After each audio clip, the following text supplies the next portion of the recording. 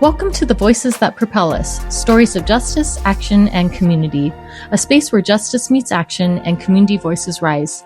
Each episode, we bring you stories from the front lines, changemakers, disruptors, and everyday heroes who are building a more just, equitable, and liberated world. This is more than a podcast. It's a call to listen, learn, and move together.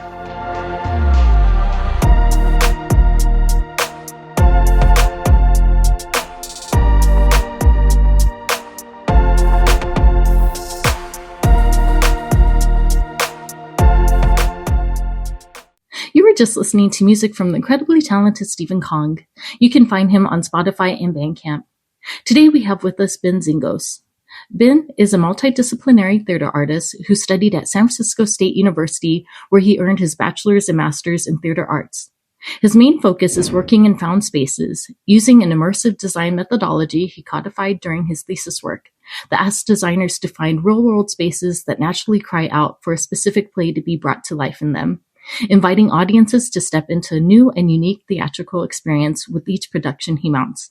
He currently serves as the executive director of Space Pirates Theater Collective, an LA-based nonprofit theater that utilizes his methodology, and in 2026 will make history as the first American theater to run a full season of plays in which all performances are radically affordable while simultaneously paying all cast, creative, crew, and front-of-house staff a living wage. Well, hello. Thank you so much for taking the time to be here today. I think you do really amazing and incredible work, and I can't wait to learn more about this, but how are you doing today? I am doing well, thank you. We're very busy. We're right in the throes of Tech Week for our season opener, but I'm doing well. Yeah, no, it's wonderful to have you. Thank you for taking the time out of your busy schedule to be here today. And just to start us off, can you tell us who you are beyond your title and what first pulled you toward theater as a tool for connection and change?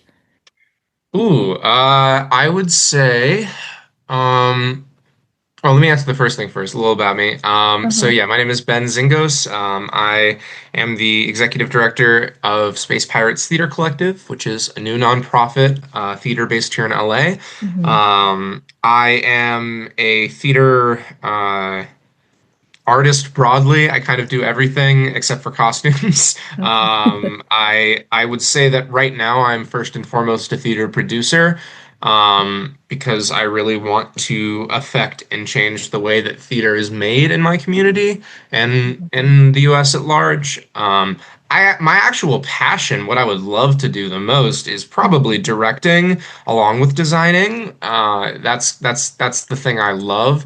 But it's too much to be producer, director, and designer all at once. And the nature of the theater we make, automatically the scenic props and sound designer for like all of the spaces and the producer. So like I just couldn't direct at the same time. I tried in 2024 and I almost died. So Wow. that's why that's what I'm doing right now. And Yeah. yeah, what drew me with theater? Mhm.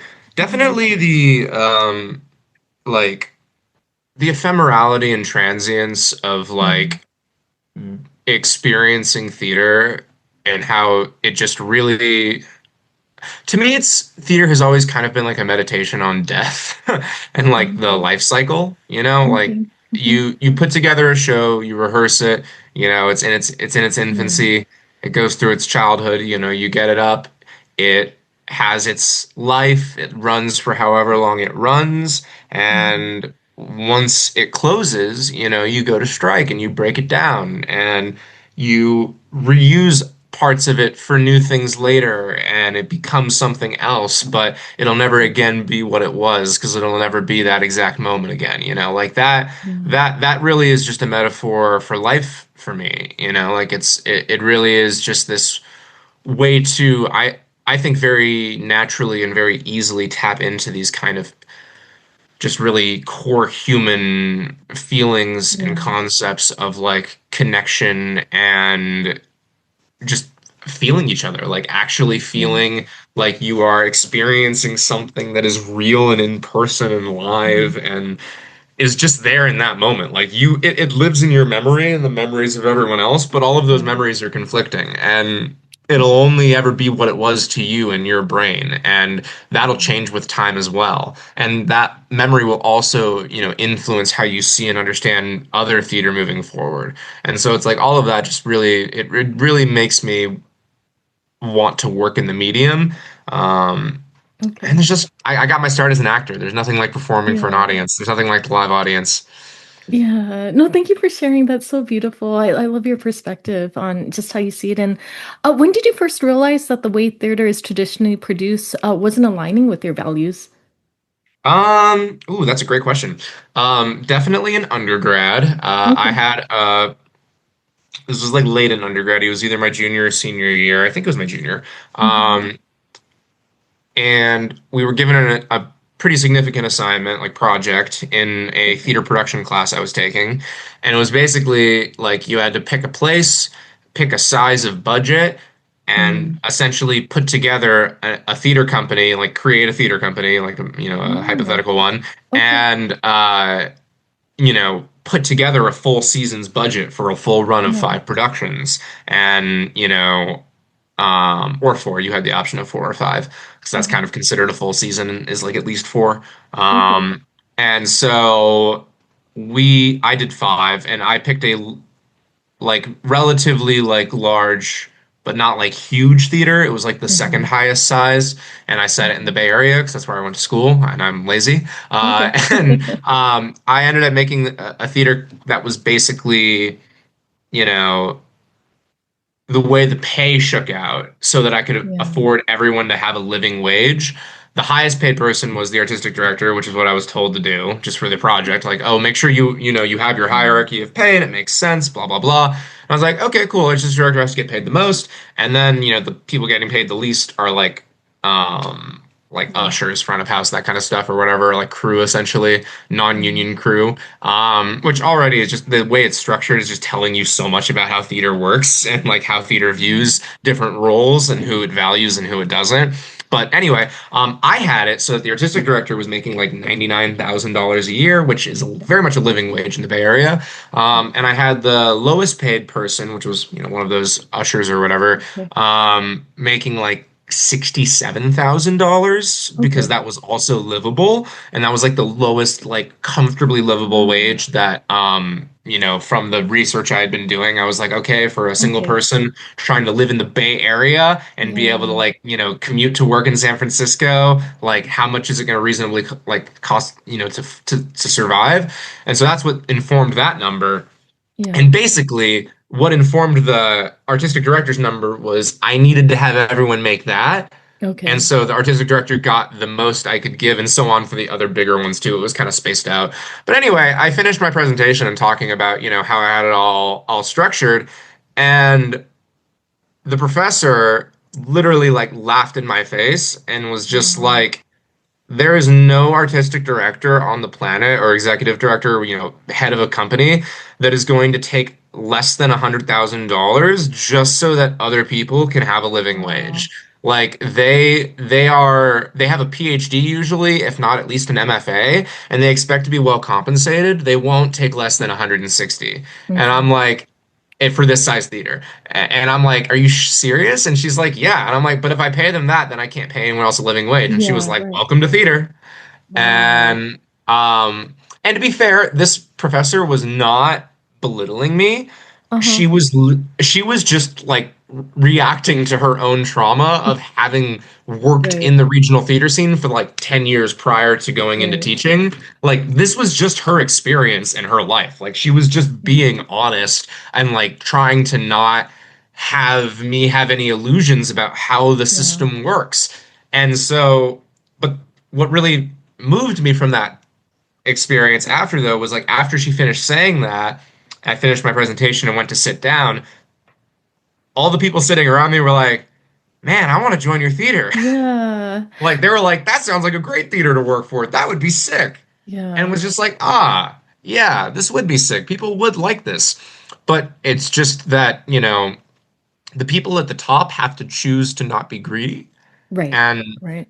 I understand wanting to be well compensated if you've gone and gotten, a high level degree. I have a master's degree. It was a Mm. lot of work. I Right. get it. I do. I do. But if you having excessive money for Right. purely, cushioning and fun and nice and luxury. Like, if you're getting paid that while other people are being paid a literal starvation wage where they Yeah. actually can't afford to eat without doing other work when this is supposed to be a full-time job, I don't think you're a very good person. I just don't. And I that's just not me. Like, I can't, I can't fathom being okay with other people Right. working under you, like not being able to comfortably eat while you have way more than you need. Like that's Right. insane to me. But that's the way that like all things in this country work because Yeah. that's capitalism at its heart, you know? And Yeah. No, so that's what I was just thinking too. I feel like it's what you're going through is, really beautiful how you see that, but I feel like it also reflects larger of like you were saying what's going on with this country. Like some people I think just like make ridiculous amount of money and I feel like we shouldn't have like, I like think that people not I being able to afford to personally, eat. oh sorry, I wasn't trying to cut you Oh off. no, I was just thinking that like, I think there's so much wealth in this country that we shouldn't have like people who can't afford to eat. I don't know. Things like that just don't make sense to me either. Yeah, no, I don't think that realistically anyone should be able to have $1 billion. I mean, maybe just barely, because Yeah. there are a couple, like for instance, like LeBron James is my favorite example of a Okay. relatively ethical billionaire Mm. because, he's just an unbelievable athlete. And Yeah. yeah, he had big sponsorships and deals, and some of those companies aren't always the best, but like he was a lot better than Jordan when it came to picking, what shoe companies would work with. Like he was very adamant that his shoes wouldn't be made in sweatshops. And so it's Mm. like he did the best he could. I think you could reasonably ask an athlete who, Yeah. came out of high school, like that kind of thing. It's like you can get Yeah. to a billion with the current inflation, I think, ethically, barely, maybe. And you Okay. can be in the hundreds of millions ethically, very much. It's definitely much easier to do it if you do it unethically, but it's very much possible. And there are plenty of Right. examples of that. But if you have billions plural, Uh-huh. as soon as you got more than 1 billion, if you've got 2 billions or more, Yeah. there's no way you did that without exploiting people. It's mathematically impossible. It's Right. just too big a number. So I just yeah, and so that kind of that informs my worldview a lot. But like I Yeah. mean, going down to like my example though of like artistic directors making say $200,000 while everyone else is Mhm. making 30 or 40, in a high Right. Right. cost of living place. That artistic director is nowhere near as awful as the billionaires I'm talking about. But it's the Yeah. same mindset. It's the Yeah. same way of thinking. Like, in do they deserve 200,000? Honestly, I think so. Hmm. If there isn't enough in the budget to give them that while other people are still able to eat, though, then no, you don't deserve it. You don't deserve it if it's gonna Right. like, or at least I don't know. I don't think you deserve it. Yeah. I don't think that or I don't know, maybe you deserve the money, but like you shouldn't take it, is I Uh-huh. guess how I feel. And Yeah. so ultimately it was just like, okay, well, if I want a theater like this to exist, then I guess I will just have to be the person at the top who is willing to make, not in the most Yeah. amount possible. And the more I thought about it, the more I just realized, if I'm working on a theater production, I'm producing. Hmm. My job as a producer is to hire people effectively. So everyone I hire should be essential. If Okay. I hire you and you're not essential, I'm a bad producer. So Okay. if I've done my job, we need you. The show can't happen without you. Whatever your role is, Right. whether you're an understudy, actor, crew member, security guard, like stage manager, like it doesn't matter what you do. Designer, Hmm. creatives, all of that. Like if you are on board, it's because we need you. And so if you are essential, you deserve to be paid the same as everybody Hmm. else. Like that's ultimately how I feel. And so I am very happy to make the exact same wage as everyone else, even though I think I'm I think I definitely am the only one with a master's. At least Okay. not well, at least in our main yeah, at least in our main company. I don't know. But like if you were going off of like the normal way you look at education in this country, the point of education, you get a higher degree so you can Right. get more money. Like you literally, if you're a teacher, get a raise just for having, a higher degree. Like that's how Right. people view it. It's a pain to go to school. You deserve a return on your investment. I do get that. And I Mhm. do think that's a valid like viewpoint. But I really want to establish an organization where everyone is being valued as though their personal life experiences that Mm. led them to the point they're in have as much value as my academic experiences. Because it's like, Mm. I'm 24, going on Okay. 25. So like there's all kinds of things that you can only learn in life and only learn through certain Yeah. experiences. Like there are people on our team who, yeah, I am much more like we have advisors who I'm much more like educated. Like I'm academically much more, but like I Yeah. have learned so much from them and they know so much more than me Yeah. about so many things. And it's like say that person's on my team working on the show, giving all of that experience, all that wealth Yeah. of knowledge and just personal know-how. Like why is that not compensated the same Yeah. as my like academic training that makes me able to provide things in unique ways that they can't. Like I don't Right. see why one is better than the other or why one should be punished for not being the other. And so yeah, that's we have a flat plate pay scale. Everyone gets the That's exact cool. same wage, and it's a living wage in Los Angeles, That's really um, cool. which we're very proud of. I'm very proud of. Yeah, no, thank you for sharing that. I really love that. And can you speak more about how Space Pirates Theater Collective came into being?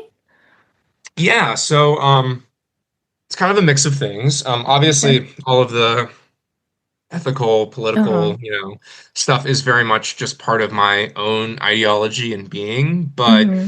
as far as the actual organization came about, during my thesis work, I essentially developed a an immersive design methodology for Yeah. staging plays. And um, after I graduated, I moved to Los Angeles from the Bay Area. I did a production of a friend's play, a first staging of my friend Lynn Mari's play Glue, which was set in a wine bar, and so we did it in a Okay. real wine bar. And the methodology basically just asks artists, directors and designers to like go out into the world and find a space that through its natural use and habitation by people living and working in it cries out for a specific play to be staged in it, as opposed to, going into a theater space and trying to like make it feel like somewhere else. My Yeah. methodology really just wants you to find actual real world locations that you can bring the audience to Yeah. for a few reasons. Largely, it's more cost effective. That's like the biggest reason. Actually, that's not true. The biggest reason is artistic, but like the practical biggest reason is it's incredibly cost effective. Artistically, it's incredibly fulfilling for me because I think that found spaces have a lot of ghosts. I know theaters do too, but the ghosts that theaters have Mm. are very different because they're ghosts of previous shows and productions, which I think Okay. adds a layer of artifice to, the experience, and that can actually take you Yeah. out of immersive um, moments or feelings. Uh-huh. And if you go into a non-theater space, a space that's just used for whatever that space actually is, Mm-hmm. like that has the ghosts of that space. That has the Okay. ghosts of that, use, that habitation, the people working in it. Like, and it's only that. Or maybe it's, it was something else before, but it's become that. And you can Yeah. see all of that journey. If that happenstance, that, location through that is developed into Yeah. something that calls out for a specific play and you stage it there and then bring in audience and just build your design around heightening the latent immersive aspects of the space, you get this really fully realized world where audiences don't feel like they're Cool. watching, something that has some really good, really realistic looking scenery, like you just feel Yeah. like you're in this space. It feels like a real world you've stepped into. And depending on the type of show, we either want our audiences to just feel like they're in the story, that like, if it's interactive in some way. Absolutely. In the case of our first show, Lady Day, this is very much the case. It is a play that basically recreates one of Billie Holiday's final concerts. And Okay. our concept is essentially having a portal that Billy walks through Wow. in 1959 and comes into 2026 to perform in our space, thinking it's a bar she'd previously performed in Pittsburgh. And, at this point in her Wow. life, she's very much under the influence of a lot of alcohol and drugs. And so she is definitely not like I don't think she would like, or at least in the state she's in the play, like Mhm. it our director really felt like it made sense that like if she did find herself in this year, as if it was a convincing enough blues club, she probably wouldn't be able to tell. Okay. At least Okay. at least in the That's throes cool. of performance. Like obviously Yeah. when she got off stage, she would realize, but um That's cool. that's the idea though. Is like we want to feel like you are in this club that I Billie love Holiday that. has just walked into, and she is there. There's no wall between you and her. It's Yeah. just like any lounge, nightclub performance she would have given towards the end of her life. Because towards the end of Yeah. her life, she just performed these really small, intimate little like bar venues. The play is called Lady Day at Emerson's Bar and Grill. Okay. And so it's like there were these really small, really intimate venues, and so we wanted to feel like you've just kind of gotten to walk back in time, or have her walk forward, or maybe a little bit of Yeah. both, and have that whole nightclub experience. Yeah. But then in the case of some of our other plays that we're doing, like for instance, my play. The play that I did for my thesis, Red, was set in a painting studio. That one, Mm. absolutely no way for audience to engage in any way. It's not an interactive play. It wouldn't make sense Okay. for it to be. And so instead, we go to the opposite end of the immersive spectrum, which is what I like to call fly on the wall immersivity, which is where Okay. basically audiences are made to feel like they have come into this fully realized immersive world, and they are in it, they exist in it, but they are simply Yeah. not perceived by the characters, and it's almost voyeuristic. You're watching this thing, That's really the cool. scene, this action unfold that they are not privy to you seeing. It's almost like you shouldn't be there, Yeah. but you get to see it. And it's even in that case, even though you're not in the world of the play in terms of like the action, like you begin to feel so immersed and so like consumed by the space, at least in my writing and in my personal experience, as well as in the experience of a decent amount of people I've surveyed when doing these shows. You begin to forget you're actually Yeah. seeing a play, and you start to just really be in tune with the space and the action and the moment. And like a great example of this happening, back to the glue one, which was in the wine bar. Uh-huh. There was a scene where a character is um, basically about to throw a bottle. It's like a bar fight, Okay. and she lifts up the bottle to throw at this other character, Uh-huh. and the character is like here, and there's audience behind her, and a hand catches the bottle before she can actually throw it. But when she lifts it up to throw, the Yeah. audience behind the actor like legitimately ducked and like moved out of the way, like they thought they were going to get hit, because Right. it's like they forgot, oh right, this is a play, obviously it's not going to hit me. Like you Yeah. forget, like they had that fight or flight that happens when a real bar fight breaks out. Right. Right. So that's artistically what we're trying to achieve. But also working in these unconventional spaces is just so much more cost effective. Okay. That really informs how we can have a model that is able to pay people a living wage while still being affordable. Yeah, no, thank you for sharing that, and, yeah, I'd love that. I it sounds like your shows are so much fun. I'd love to come check out a show for myself too, but, yeah, with that, like, I wanted to talk more about that. So I love how you, not only, like, want to provide, like, this living wage, for people who work there, but you also balance that, and you're committed to, like, having it be affordable theater. So I think this is something that two things that many people say can't coexist. So why did you feel like for you that was like something that was just non-negotiable? Oh, that's a great question. It's very simple. So I grew up very working class. I Okay. have a single mom, public school Okay. teacher, Okay. my hero, Uh-huh. and she worked very, very hard to try to support me and to like give me as many fun things when I was a kid as she could. And one of the things Yeah. that we loved doing together was going to see theater, you know? I was a Okay. little theater nerd and she was before she was a teacher, she actually before she decided to have kids and was like I need a more steady, form of employment, she Right. made her living for like 20 years as a actress and singer. Okay. Um, and so, theater is very much in her veins too. And so it was a very special thing for us. And we would go see theater together for special occasions. But Yeah. unfortunately, all the professional theaters in the area that did high level, high quality work, they were all very, very expensive, very cost Hmm. prohibitive. Even cheap tickets were like minimum 30 or $40 a piece. And we just couldn't afford that a lot of the time. And so I Yeah. got to see theater with her maybe once every couple months if I was lucky. Like it was a lot of money, especially if you wanted good seats. Like then it gets into the like hundreds, Right. Right. And I just had the thought of like, how many more plays and musicals and things and, concerts, whatever, could I have gone to and seen and had those experiences with my mom as a kid Yeah. if the tickets had been $10 instead Right. of 40 or 60 or 80 or so on, like how many more of those would I have gotten to have? And so when it comes to the theater I make, it's like I don't want that to be a limiting factor for other kids. I want Yeah. other kids to be able to go, have that Yeah. experience that I had, but have it as often as I would have wanted to have it. I also just don't want people who are like working their ass off to not be Yeah. able to see things and enjoy things. Like, Yeah.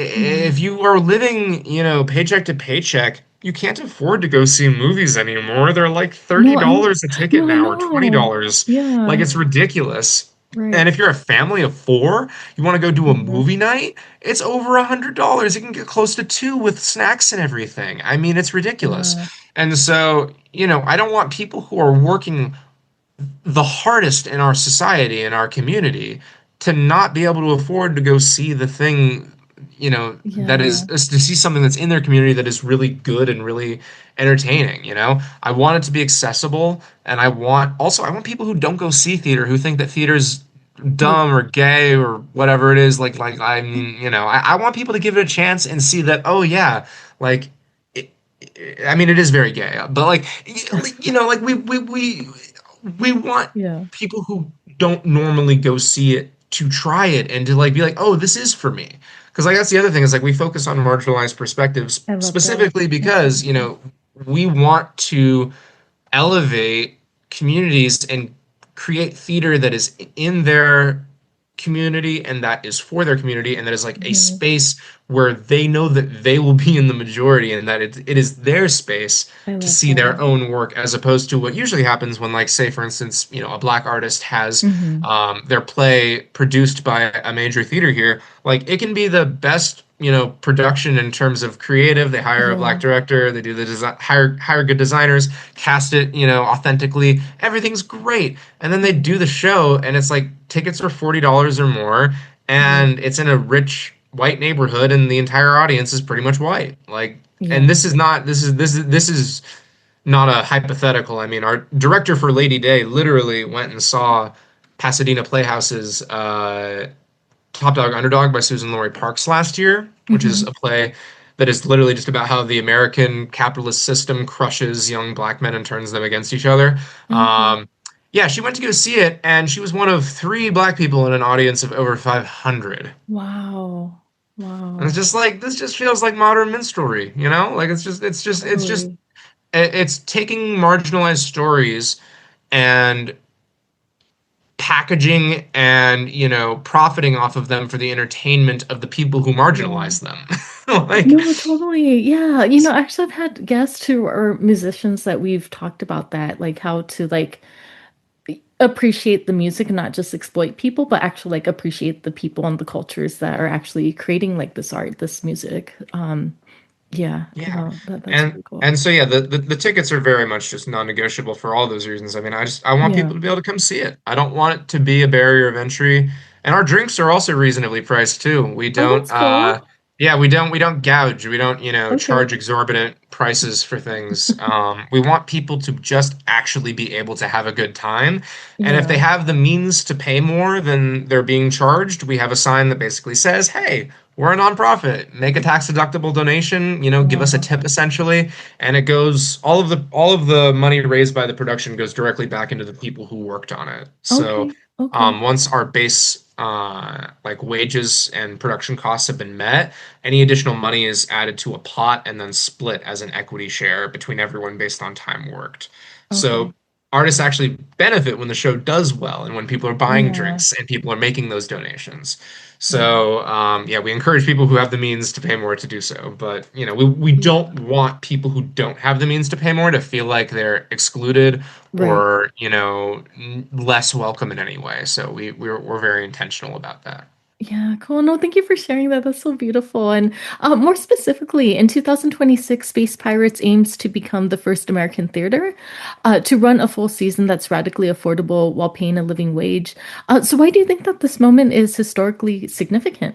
Oh, well, I know it is actually. I Uh-huh. reached out to some theater historians to like ask specifically, like, Wow. has a Okay. theater in American history ever run a season of plays, which is, Mm-hmm. generally understood to be at least four, generally like 4 to 6. But like anything close to a season of plays, I was even like even 2 or 3 would be like I would be curious if that actually happened. But I was like, Yeah. have any theaters run a season of plays Uh-huh. where all the performances are radically affordable and all the artists and crew, and this includes front of house as well, everybody working on the production is being paid a living wage for the time and place. Uh-huh. And they pretty unequivocally said, no, that's never happened in American history. Wow. And they said I didn't even need the caveat of the ushers or like, other usually underpaid non-union crew. They were Right. like, there hasn't been one that's just done that for all the actual artists on the show. Okay. And Wow. so like that includes like understudies and actors Okay. and like there's never been one that has paid those union or professional livable rates while being Wow. radically affordable. It's always one or the other. Um, and it is pretty easy to see why. I Okay. mean, I think it's obvious. Like yeah, I mean, it's Yeah. you. One, you have to be nonprofit. Like affordable and pay people does not yield Right. profit. So you Right. already have to be someone who is like anti-money. Mm-hmm. Side tangent. I personally hate money. I'm very anti-money in general as a Right. concept. I think it is truly the root of all evil. But I don't think I don't think a society can't function with it. I just think that Yeah. if it's the focus of the society, that society is going to crumble pretty quick, which we're Right. seeing. But anyway, it's really hard to do. I mean, Yeah. I've definitely experienced that firsthand, like it's not I don't know, it's funny because like it's so easy Sure. but so hard because our budget is so small. Like we are Okay. paying a living wage and like running this show Yeah. and doing all of this for really small budgets compared to like what people would normally pay for a cast to be paid that amount and Mm-hmm. running the show. Like we're saving an enormous amount of money because we Uh-huh. don't have any executives being overpaid and we don't have a permanent theater space that we have to pay taxes on or pay to maintain. And when Mhm. we rent spaces, they're not performance spaces. They are entirely um uh you know non-performance spaces. That's the whole point of the Yeah. methodology. And so they have no frame of reference for, charging people to rent it out for performance. The things they rent it out for have significantly lower, standard rates. And so we Uh-huh. get to take advantage of that as well. Okay. Um, yeah, I think that answers. Okay. Yeah, no, no, that's perfect. Thank you for yeah, your response. And if you're comfortable answering this question, I'd love to hear your thoughts, but what risks are you taking to make this happen and what keeps you going despite these risks? I'm taking a lot of financial risk. I've Okay. taken out quite a bit of loans because originally we were hoping that our season opener was going to be funded Mm-hmm. by a grant from the National Endowment for the Arts. Uh-huh. But then obviously the Trump administration, this was back in 2024, we were applying for it and we're seeing Okay. positive signs. But Right. basically, yeah, Trump took over and then, Yeah. no chance of that anymore. And Yeah. so, and also just like the because of how bad the economy has been and because of the fact that we're very new, we're also Mm-hmm. trying to do something that's never been done before. That makes grantors very cautious and very like just anxious about giving out money. And Mm-hmm. so originally, like, I mean, we've written like $1.5 million in grant applications, and Okay. we've only even heard back on like a couple 100,000 of them. A lot of them are just Okay. basically like leaving us on red because Yeah. they're like, oh, we want to see if you actually like make something happen before we commit any money to you. And it's Okay. like, well, we kind of need the money to be Yeah. able to make something happen. And so I've had to take out quite a bit of money in loans. And I mean, I spent all of my time in college basically from like, or actually, and in high school too, from age 18 till like 24, beginning Mm-hmm. of 24. Like, I basically just spent all of the money that I spent on anything on credit cards and then immediately paid it off so that Okay. I would have a pretty good credit rating. And so I just leveraged my Yeah. very high, for my age, credit score and then got a very nice substantial loan and hopefully that will get paid back if the Yeah. show goes well and we sell well and everything is not Yeah. and we start getting some more grants.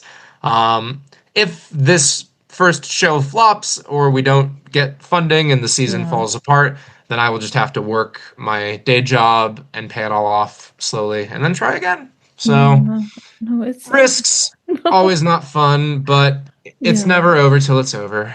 Yeah, no, but just what I gotta say is like you're doing such beautiful work though. I think it's so meaningful to people, to our communities. Like you're telling marginalized voice, stories and having it accessible to marginalized communities. So I wish you all the success with that though. I really want to see it like propel and if it really works, I'd love to see like other theaters like work off this model too, because you're proving that this is something that can actually happen. You said earlier that your professor actually like literally laughed at you, but I think, if this is a model that you can make work, I think it's something that could inspire like others. Like I feel like you can make a bigger difference than just like your individual theater that you're working with.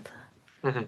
Yeah, that's the hope. I mean, I would love it Yeah, if other people tried the model out. I mean, right. I obviously I'm the one who made the methodology, so like it would be very flattering if other designers or artists saw enough value in it and like Yeah, actually wanted to try to apply it or even, take it and change it and make it their own in some way to, yeah, improve on it if they think I missed something. Like that would be really cool. I would love to see yeah, that purely just as an artist, but more so, I would love to see the model get adopted because I would love to see more people who work in theater be paid living wages, and I would love yeah. to see more theaters be affordable. The only thing I would hate to see is someone nefariously take the model as a way of Hmm. saving a bunch of money, but then not redistributing and still just doing all of the same exploitative stuff. That would be very Yeah, depressing. But very unfortunately, depressing. that is likely to happen. Yeah. Oh. If the model is successful. If it's not Yeah. successful, no one will know about it and no one will care, so to No, speak. no, it is going to be successful. I'm putting that energy too because I think it's really beautiful, and I think it's just not even just theater, but I think it just, even when you think about restaurants or even like fast food, like paying a living wage and also making food affordable. Because I don't know, sorry, I'm going off on my little tangent too, but like because you know how they raise the minimum wage for fast food workers, a lot of people start complaining like, oh, now food is so expensive. It's like, well, I don't know.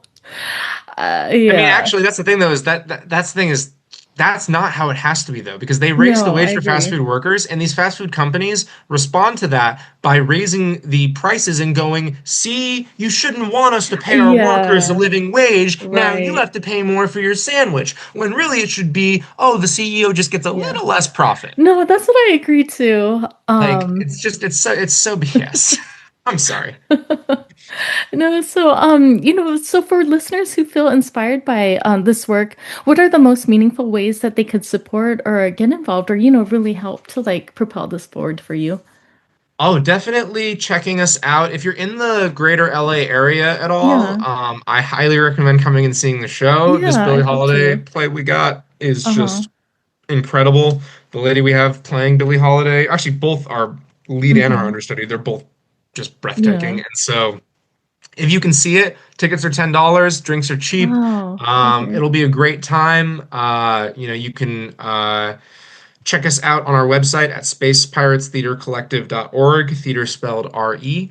Okay. And you can buy tickets there. And also, if you're not in the area but you believe in what we're doing, and you want Mm-hmm. to see it succeed and you want to help us in some way, going to our website and clicking the support tab and then making a donation, either on our website or going through the link to our partner site, Omprakash. Either place you can donate, and Yeah. truly anything helps. Every dollar counts so much, and we just need all the help we can get. It also Yeah. helps grantors and big fund, big like season long funders that we need. They Totally. love seeing small dollar donations. They love seeing people Okay. from across the country and community, give donations because it shows that you have, wide Yeah. support, even if the contributions themselves aren't huge. So please don't feel discouraged. Like $5, $10, anything, it goes Yeah. such a long way. And if you're able to give more and want to, then by all means, please. But Yeah, no, thank yeah. you for sharing that. And as we talked a little earlier, like I feel like, the work that you do goes beyond just like the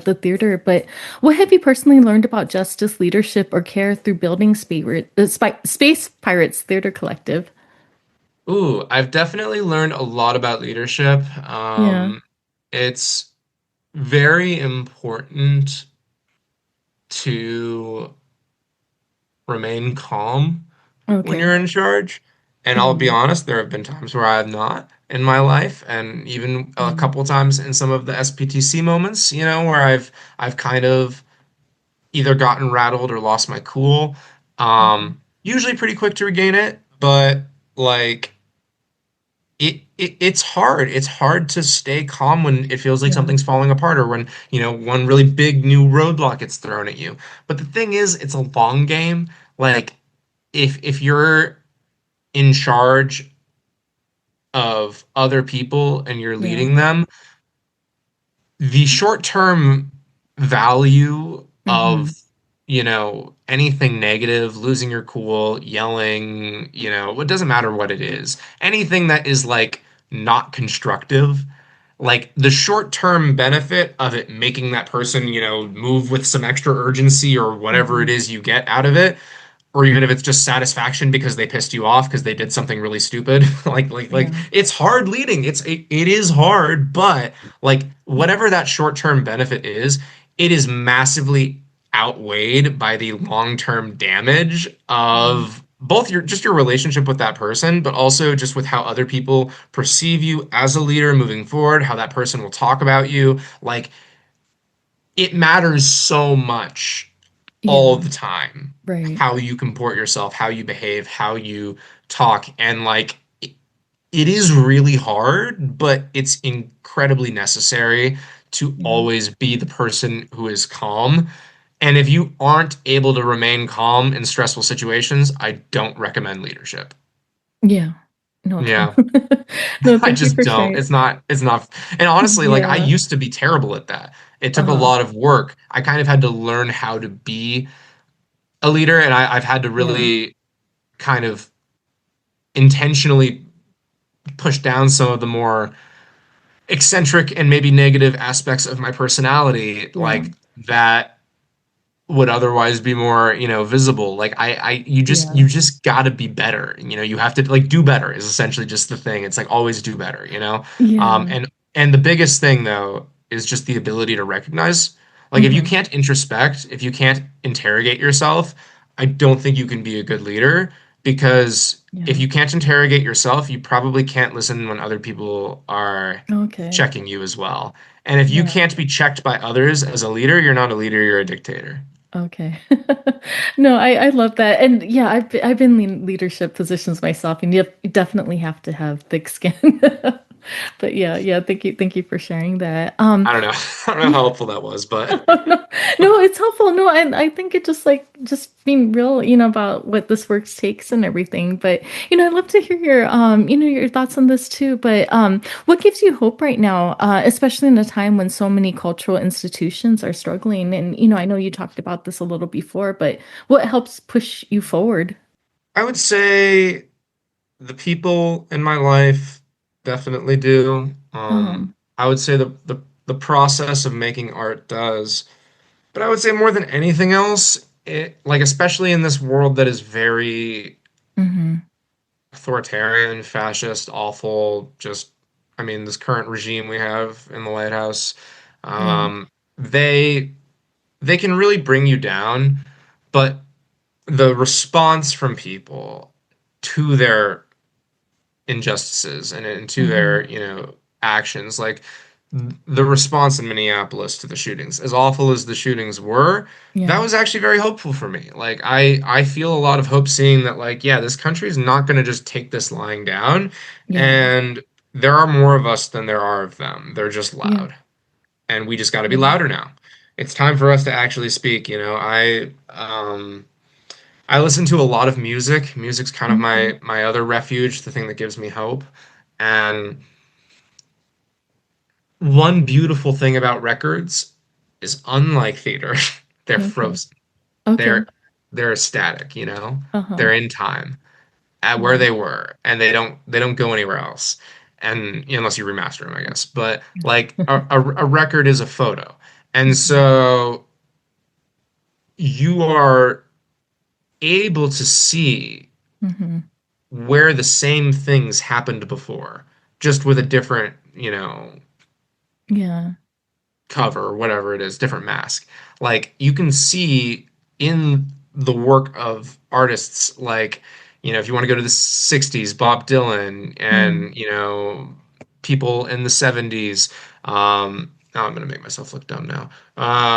Like big protest acts like the Beatles in the 60s and then, who were the big protest acts in the 70s? Ah, my brain's too jumbled. Anyway, point is, going into the 80s then and like, 90s and getting like into, conscious hip hop. Like I'm a huge Yeah. fan of Public Enemy and, Credit to the Nation and like even going back into the 80s like rock like Chumbawamba and like Uh-huh. I love bands that in their time were unafraid to speak of the injustices happening Right. and call them out.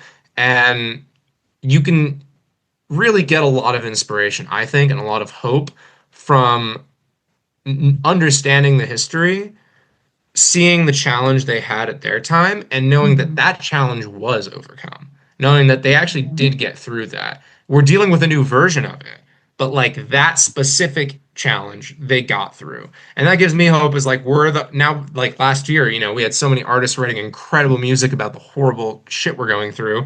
Right. Geese, Nourished by Time, uh I don't think Twigs actually referenced it in any of the music she made, but she definitely Mhm. talked about it outside of it. But like, all kinds of artists just really taking these really heavy stands in their music and, writing great protest music. Yeah. And that makes me feel better because it's like I know Yeah. that when people are looking back in 30 or 40 years, they're going to view this moment and those records the Right. same way I currently I view love that. those records in the past and those moments. So that's what gives me hope. Yeah. I think if we're all human enough and we all have enough heart and love and music, we can probably figure it Yeah. out. I do think we have to really start understanding that fascists are psychopaths, though, and we need to start treating fascist leaders the way we treat serial killers and the way we talk about them. Like, I'm not kidding. I don't understand why people have a more negative, visceral reaction to someone like Ted Bundy or, Mhm. Jeffrey Dahmer than they do to someone like Joseph Goebbels or Adolf Hitler. Like most people, like Yeah. they quantify the evil of these serial killers as being Yeah. like greater in some way than those of people who killed like Yeah. exponentially more Yeah. and simply just had a government backing it up, you know? Like they did the same thing those serial killers did, they just did it with state sanctioning and on a much bigger scale. Until we start recognizing that kind of behavior and the type of brain it takes to be a fascist leader, until we really look at that and recognize that way of thinking for what it is, a form of psychopathy and a form of violence, like until we are willing to restrict people from expressing those things and we Yeah. actually are willing to enforce, anti-hate speech laws, like it's the paradox of intolerance and it always will be. Like if you Yeah. tolerate intolerant people, they will eventually create enough intolerance that will fester and lead to democratic change that puts intolerance in power.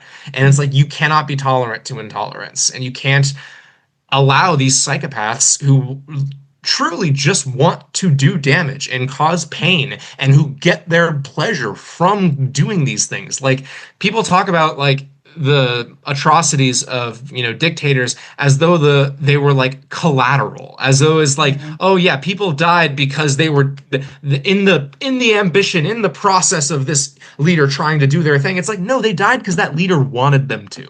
That Yeah. leader was a psychopath and enjoyed the fact that he was acting like God and ending lives the way that a kid stomps on ants. That's how Yeah. these people think. That's how they view the world, Yeah. and we need to start restricting them from doing things. But until that happens, we will continue to have this cycle, I think. No, thank you But for it sharing keeps that. getting better though. That's the thing. The Yeah. arc of justice or the arc of time is long, but it bends toward justice, you know? Yeah, no, and I think that's why I wanted to do this podcast too. I wanted to show that, yeah, there's a lot, I think, just that's trying to bring us down, but I feel the same way that you do too. I think that there's more of us doing good work in the community and in the Far larger more of world too us. that like, can't to not bring them down. So that's why I'm like, can I just have a podcast where all these like amazing people are just talking about the wonderful things that they're doing and, how we can combat these injustices that we're seeing. Yeah, no, 100%. I Yeah. really love the work you're doing, and I No, I hope I didn't get appreciate too that. negative at the end there. Sorry, No, no, but no, I uh, could, you know, I could do that too. But I had such a wonderful time talking with you today, and I learned so much from you. And just like as we're wrapping up, if you could leave our listeners with one question or invitation to reflect on after this conversation, what do you think it would be? yeah, I would just ask yourself, what Hmm. difference do you want to make, Okay. and what is required to make it, I Yeah. wanted to change, or I want still, I'm still doing it. Definitely have Hmm. not succeeded yet fully. I want to change the way theater's made. And I so love that. I spent a lot of time, I asked a lot of mentors, I asked for a lot of advice, and I like, researched like how could I make this happen, Hmm. Like you just and then once you know what it's going to take, really, really ask yourself if you wanted enough to do that because it's Hmm. going to get really hard and it's going to be really unfun a lot of the time. But it's worth it if you stick it out. But you gotta be honest with yourself. You gotta know if you can Yeah. actually do that. Um, and if you can, go for it. Just Yeah. remember it's a long game. It's not short. It's not Yeah. everything has to happen now. And I say that as someone who loves everything happening now and is literally trying to run a full season of 4 plays for our first full season Wow. instead of just doing like one or two because I'm Okay. insane. And I might be setting myself up for failure a bit there. We Yeah. might only get one, we might only get two done. We certainly only have funding for the first one so far. Yeah. But if it does really well, we're hoping that that will lead to more funding, more, I love we're that. gonna have some critics, hopefully get good reviews, all that. Like we're gonna hope we can snowball it, but like if we are unsuccessful, if we can't do the full season, if we don't make history as the first company to run a full season of doing that, where it's all affordable and Mhm. all a living wage, like we'll try again next year. Yeah. And we'll learn from what didn't work this year, and we'll try to make it the reality next year. And eventually, unless someone else beats us to it, we will be the first to do this. It Yeah. just might not be this year, but I really want it to be, so I'm going to really try. Yeah, no, I'm wishing for that too. And again, thank you so much for this wonderful and beautiful conversation. I know you brought it up before, but are there other ways that people could find you if they'd like to connect with you? Yeah, if you want to connect with me, Hmm. feel free to look me up on Instagram at Ben Okay. Zingos, or Ben Hmm. underscore Zingos, I think. Okay. Um, but yeah, if you want to follow our Instagram for Space Pirates Theater Yeah. Collective, you just got to type Space Pirates on Instagram and it should come up. But yeah, like check us Okay. out. If if you'd like to connect, like if you're a theater artist of some kind and you want to connect that way, shoot us an email at spacepiratestheatercollective@gmail.com, and introduce yourself, explain what it is you do, what how you want to get involved. Yeah. And yeah, just if anyone has the ability to make a donation, we really, really, really could Yeah. use it. It would go an incredibly long way, and we will thank you profusely. Yeah. No, thank you again. And, I wish you all the success and thank you for taking the time again to be here. I hope you have a good rest of your day. Thanks, you too. I hope you have a great Okay. week. I Thank appreciate you. it. Okay. Bye. Bye.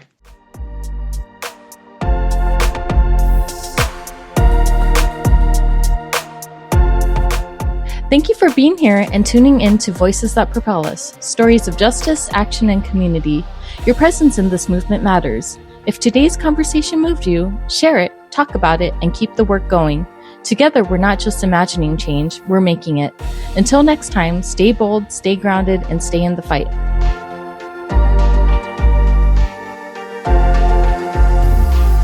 Every time I feel so mad and sad and bad, I say to myself, relax, lean back, it's a brand new day.